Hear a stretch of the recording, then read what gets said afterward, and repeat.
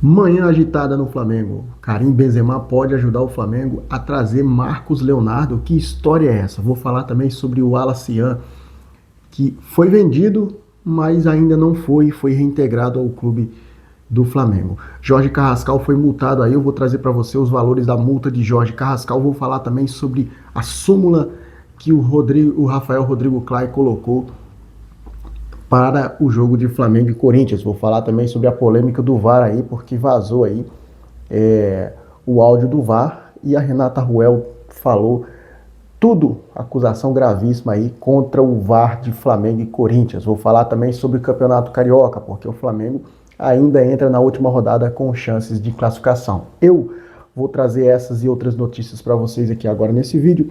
Mas antes de começarmos, eu vou pedir para você que é torcedor rubro-negro, você que é torcedora rubro-negra, vamos fazer o seguinte, se inscreve aí, ajuda o Flanação a crescer aí, porque vocês que fazem isso, tá? Não se esqueça de se inscrever, deixar o seu like, acionar o sininho das notificações da opção todas e deixar também ali o seu comentário e hypar esse vídeo, tá, gente? Bem, vamos começar o vídeo falando sobre o Campeonato Carioca. Isso porque ontem o Nova Iguaçu jogou com o Vasco ali, empatou em 0-0, né? O Vasco teve uma chance de ouro de ganhar o jogo ali com o Puma Rodrigues, que cabeceou uma bola na trave e depois perdeu um pênalti, mas o jogo terminou mesmo 0-0. E com esse resultado, meus amigos, o Flamengo ele está aí matematicamente com chances de classificação na última rodada. O grupo do Flamengo ficou assim: Botafogo líder com 9, Madureira segundo com 7, Boa Vista em terceiro com 7, Nova Iguaçu em quarto com 5 e o Flamengo tem 4 pontos. Um detalhe agora, todos com 5 jogos, tá?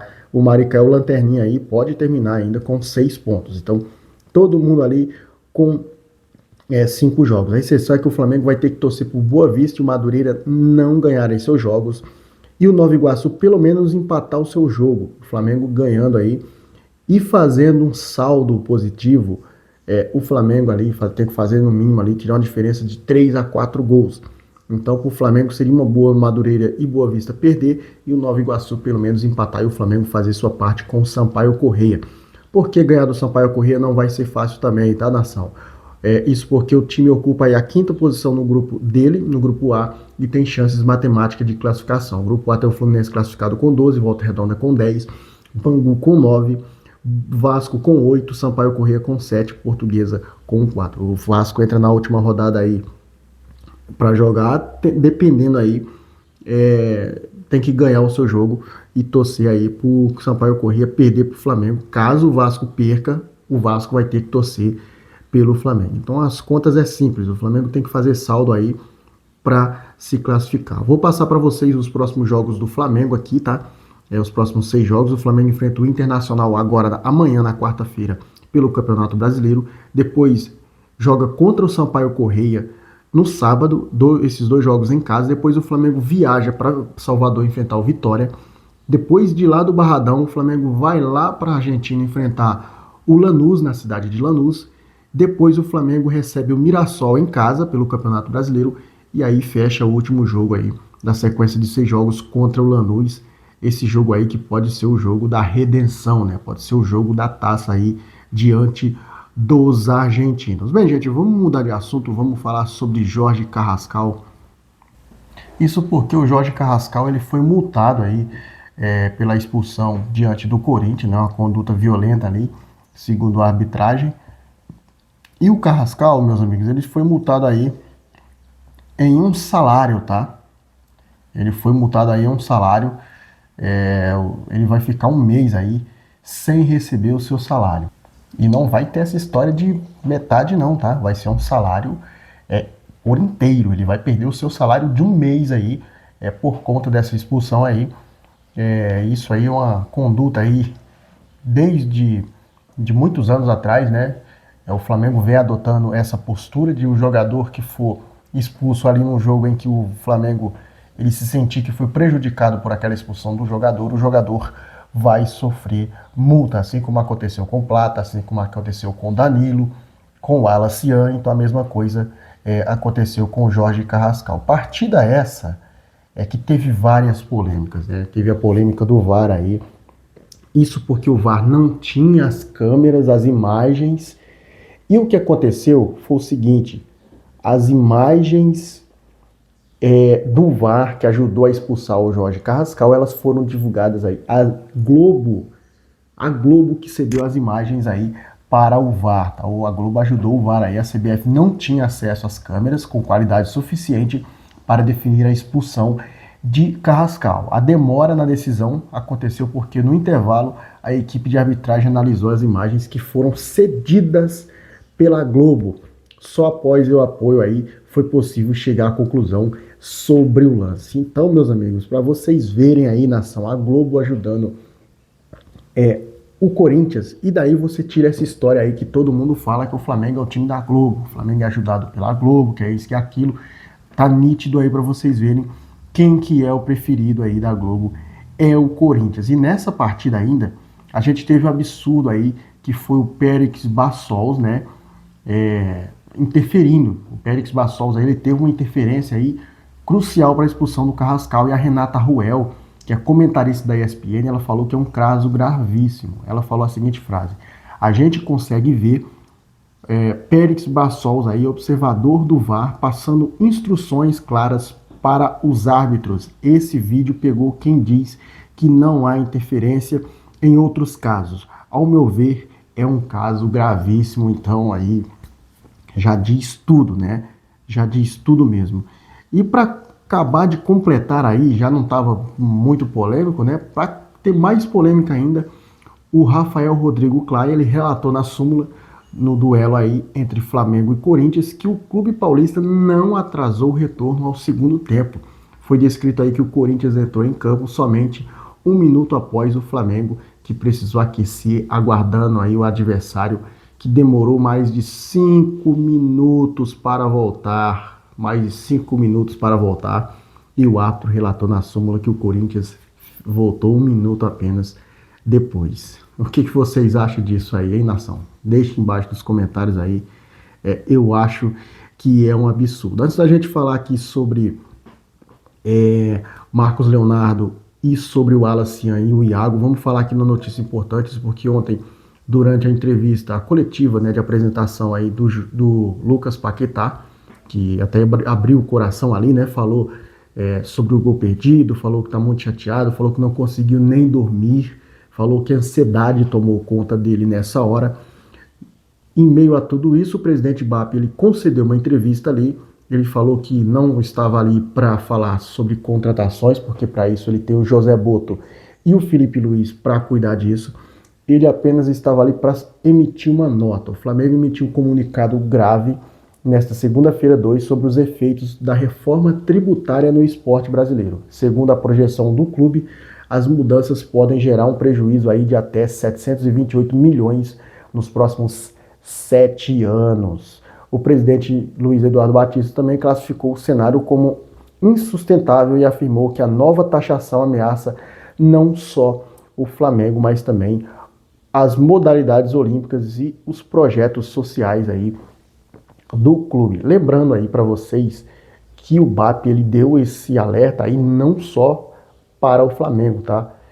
O alerta para quem tem suas SAFs aí, clubes que não conseguem se gerir ali com as suas próprias receitas, tem que buscar um aporte aí de uma empresa ou um dono ali, então vai ficar mais complicado aí com essas reformas tributárias aí, os times vão ficar mesmo aí refém, né, gente? Isso aí é muito complicado, né? Esses times que estão refém aí, devendo muito aí, com certeza vai ter prejuízos aí, se caso acontecer isso mesmo, né? Se caso acontecer, a gente vai ver muita coisa ainda nos bastidores desses clubes que não podem seguir com as próprias pernas, que não tem aí sua receita, né? Que assim, ao contrário do Flamengo e de outros clubes, né, que conseguem ali, como o Palmeiras também tem sua receita de torcida, mas ele também tem um aporte ali da Crefisa, das outras empresas, mas é o que a gente vê para hoje. Outros times vão passar dificuldades, o Flamengo já emitiu essa nota aí, porque o Flamengo está preocupado com ele, e preocupado com os outros também. Quem falou que o Flamengo não se preocupa com seus adversários, né? Bem, vamos mudar de assunto, vamos falar sobre saídas e a saída que foi e voltou, né? O Orlando City encaminhou a contratação do zagueiro Iago junto ao Flamengo, tá? A diretoria rubro-negra aceitou de maneira positiva para a proposta de 1.500.000 por 50% dos direitos e vai dar continuidade para fechar a operação logo em breve. O contrato de Iago com o Orlando City será de 4 anos. O jogador aguarda a liberação para se apresentar. Como o Iago bateu a idade aí do sub-20, será pouco aproveitado por Felipe Luiz e tem contrato apenas até dezembro. Poderia assinar um pré-contrato no meio do ano e sair de graça para qualquer outro clube. O Flamengo entendeu que a melhor coisa a se fazer é negociar o jogador de 20 anos e ainda deixar um percentual, né, de uma possível venda, né, gente? O Flamengo aí vai ficar aí com 50% dos direitos. Iago vai reencontrar aí Pedro Leão e outros jogadores aí que se destacou pelo sub-20. O Flamengo foi negociando aí com o Orlando City, tá? E hoje o Flamengo é dono aí de 60% dos direitos de Iago, 40% do Volta Redonda, porém o contrato o Flamengo pode comprar mais 10% do Voltaço aí por R$500 mil e ficar ali com 20%, ou seja, 50% do Orlando City pela compra, o Flamengo comprando ali mais 20, ainda mais 10%, o Flamengo ficaria com 20% na possível venda e o time do Voltaço fica aí com 30% também aí. Flamengo e Volta Redonda aí, eles ficariam com a porcentagem aí em cima do jogador, tá? E agora mudando de assunto, falando sobre o Wallace Yan, essa reviravolta com o Wallace Yan foi uma das mais surpreendentes aí da história, tá? O Wallace Yan está de volta aos treinos, ele retornou às atividades após quase a venda para o Red Bull Bragantino. Até o momento as negociações envolvendo o atacante estão paradas e com isso o jovem está à disposição do técnico Felipe Luiz. O que aconteceu foi o seguinte: o Flamengo, ele voltou a utilizar o jogador ali, né? Colocou o jogador para treinar, para o jogador não perder ritmo e quem sabe até o Flamengo aproveitar, né? E ter o Wallace Yan em alguns jogos. Bem, agora vamos falar sobre Marcos Leonardo, meus amigos, porque essa daí pegou todo mundo de surpresa, tá? Bem, o que acontece é o seguinte, gente. O que acontece é o seguinte. O Atlético de Madrid, o Atlético de Madrid não, o Al Hilal da Arábia Saudita, ele anunciou de forma oficial a contratação do Karim Benzema, jogador do Al Ittihad, né? Agora o Benzema vai ser jogador do time do Simeone, do Filipe Inzaghi. O Benzema vai assinar um contrato aí com o Al Hilal e com isso, gente, complica muito a situação de Marcos Leonardo ali no elenco do Al Hilal, até porque o Marcos Leonardo ele ocupa ali uma posição de estrangeiro. Então, com a chegada do Benzema, seria mais uma vaga ali ocupada pelo estrangeiro. E daí o Inzaghi ele teria que tirar um estrangeiro e esse pode ser o Marcos Leonardo, tá? Além disso, o Atlético de Madrid ele desistiu de forma oficial da contratação do jogador, que isso deixaria o caminho muito aberto para o Flamengo tentar essa contratação aí do Marcos Leonardo, essa contratação aí que seria uma contratação de impacto. E eu garanto para vocês que o Marcos Leonardo hoje, no momento, se ele chegasse no Flamengo, se ele viesse para o Flamengo, ele seria titular absoluto, até porque o Pedro não está ajudando o Flamengo, mas a gente não entende por que o Pedro não está jogando nada, né? Eu não sei se o Pedro ele entrou numa zona de conforto, ou se a fase dele realmente ainda não voltou bem da lesão. Então o Flamengo tem essa chance de ouro aí para contratar o Marcos Leonardo, caso o Flamengo, lógico, vá atrás dele, né? Lembrando que o Al Hilal pediu ali cerca de 25 milhões de euros, cerca de 120 milhões de reais na cotação atual para liberar o jogador. 120 milhões de reais não, 130, 140 milhões de reais para liberar o jogador. Então, se o Flamengo quiser contratar o jogador, vai ter aí também que desembolsar um bom dinheiro. Mas e aí, nação, o que é que vocês acham? Marcos Leonardo seria titular no Flamengo no lugar do Pedro? Deixa aí embaixo o seu comentário e eu vou ficando por aqui. Agradeço a todos vocês. Saudações rubro-negras.